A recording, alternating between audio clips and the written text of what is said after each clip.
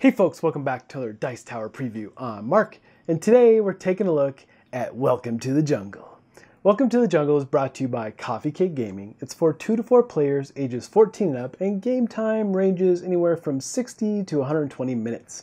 Alright, let's jump in and see who can be the ultimate Kingpin. Your goal in Welcome to the Jungle is to control the most territory, and then level that territory up to Kingpin level. Alright, so here's what a standard setup looks like. You're going to take all the different tokens, resources, and put them next to the board. You have the spinner. Yes, we have a spinner. And you take the smash and grab cards and put them in their spot. The weapon depot all in the middle. The crew cards over on the right here. And then you have your street cred. And these street cred is what you'll be using throughout the game to level up an area on its way to becoming Kingpin. Now, the number of turfs in play will be determined by the number of players in the game. And each player is going to receive a set of tokens based on the number of players, or the number of turfs in the game, I should say. And you'll receive $500 to start. Now the round can begin. Now there are 5 steps to every round. However, this first step is all about the spinner. Yes, you have a spinner in this game. And you're going to be basically spinning this to see what you achieve. You're going to get like goods and money, and you might go bankrupt. Now, the interesting thing is there's 4 quadrants on this board that you and your fellow players can place bets.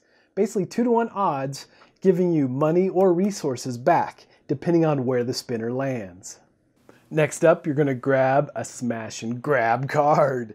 And these cards do various things. You're going to be getting goods, you're going to be losing goods, all kinds of things can pop up, and you'll draw a card and do whatever it says. However, if you find a card that has the fist symbol on it, you can put this card in your area face down and save it for turf war. We'll take a look at turf wars in a minute.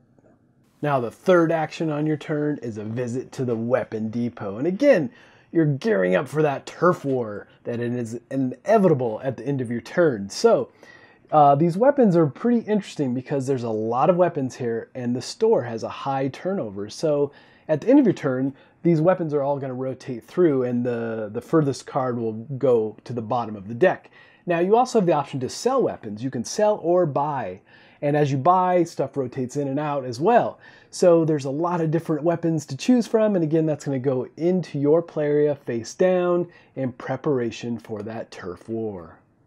Step 4 is all about buying and selling goodies. Now you think this is just a straightforward step in your player turn. However, this is real crucial actually, because you're going to be buying goodies or resources for a certain price and selling them back. The handy reference card says what they're all worth either way.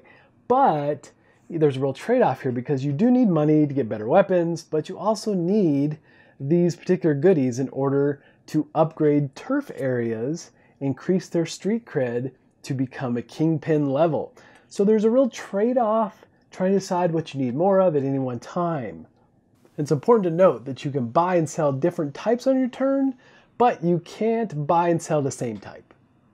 Then we have step 5. This is the turf action. This is what your whole turn has been gearing up for. Now, what your first option here is to do is look at the board and see if there are any unoccupied turfs.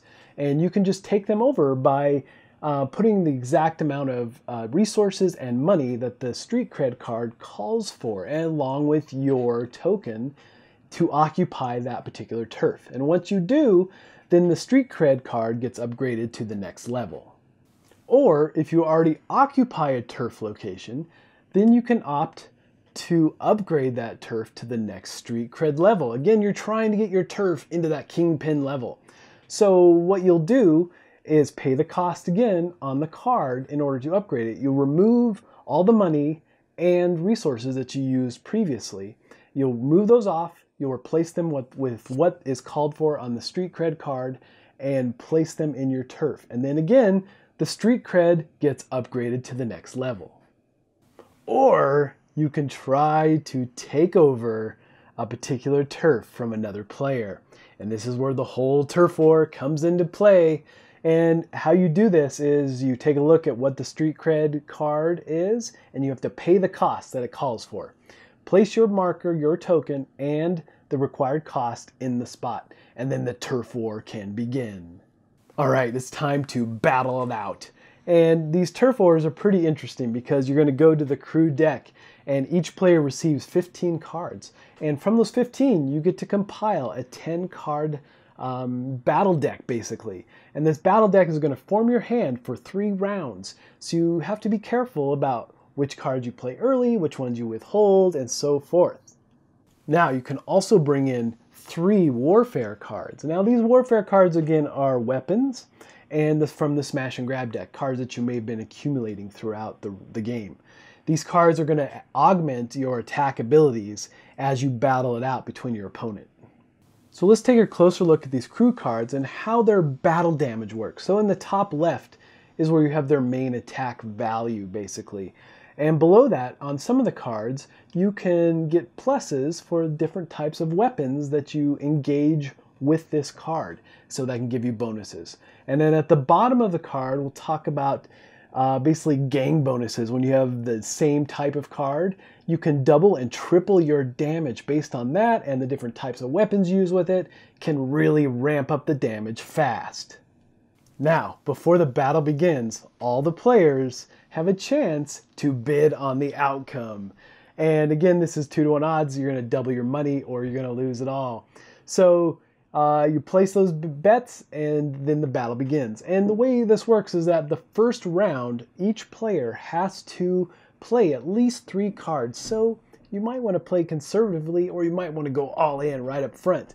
But from then on out, you can play as few cards or as many cards as you want per round, trying to win that best 2 out of 3.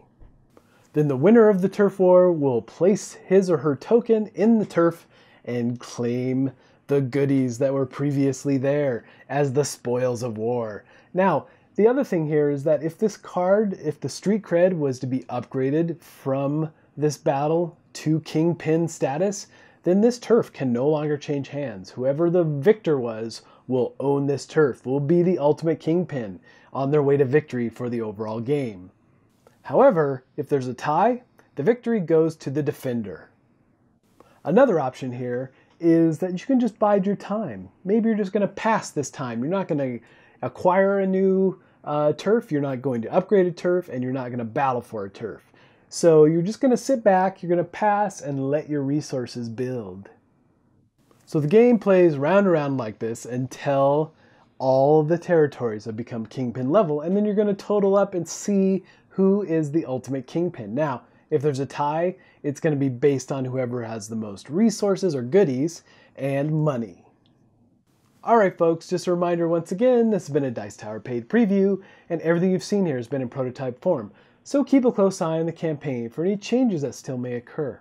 Now with that said, this game really does feel like you are involved in a turf war.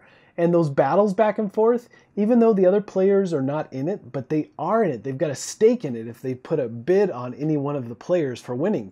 So you could really ramp up your resources and money by placing bids on folks and winning that bid, which then in turn is going to give you more to work with as you battle out for a territory. So, but ultimately folks, if this looks like a game that would be of interest to you, I'm sure they would appreciate your support.